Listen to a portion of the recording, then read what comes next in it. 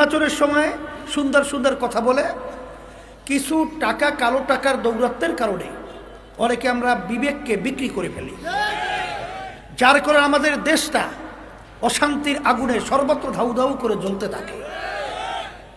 এই জন্য আমার ভাইদেরকে বলবো, পর্দা আলে মা বোনদেরকে বলবো যে আসেন, ইসলামী আন্দোলন বাংলাদেশ আজকে বলতে গেলে এককভাবে হাত পাখা প্রতীক নিয়ে নির্বাচন করছে। আমি তো আলহামদুলিল্লাহ খুশি। সারা দেশে যে আজকে আল্লাহর বান্দারা পর্দালে মা বোনদের সংবাদ আমার কাছে আসছে, সবাই হাত পাখা প্রতীকের পক্ষে ভোট দেওয়ার জন্যে অধীর আগ্রহে সময় তারা গুনছে। আজকে সর্বত্র একটা গণজোয়ার তৈরি হয়েছে হাত পাখা প্রতীককে বিজয় করার জন্যে।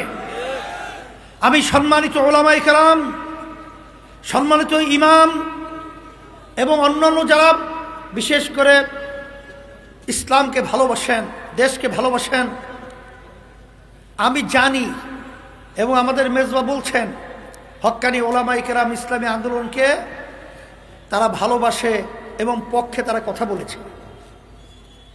আমি বলবো আপনারা আরো কথার ব্যাপারে জোরালোভাবে আপনারা বলবেন, এটা আমার অনুরোধ থাকবে।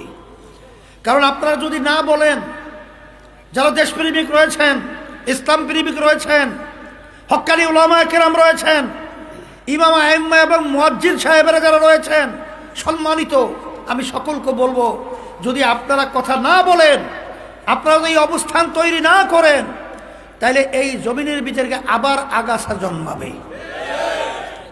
এই আগাছা যখন জন্মাতে না পারে, এই জন্য আপনাদের বুক খুলতে হবে, আপনাদের কথা বলতে হবে, আপনাদের সহযোগিতা করতে হবে।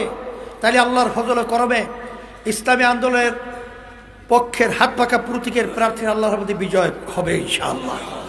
তা আমি আর কথা বেশি লম্বা না করে, বারবার আমরা ভোট দিয়েছি, আল্লাহ কবুল করলে আরও দেব। যাদের নতুন ভোট হয়েছে, আমি সকলকে, আমার ছেলেদেরকে মেয়েদেরকে বলবো, তোমাদের প্রথম ভোটটা হবে ইসলামের পক্ষে হাত পাখা প্রতীকে।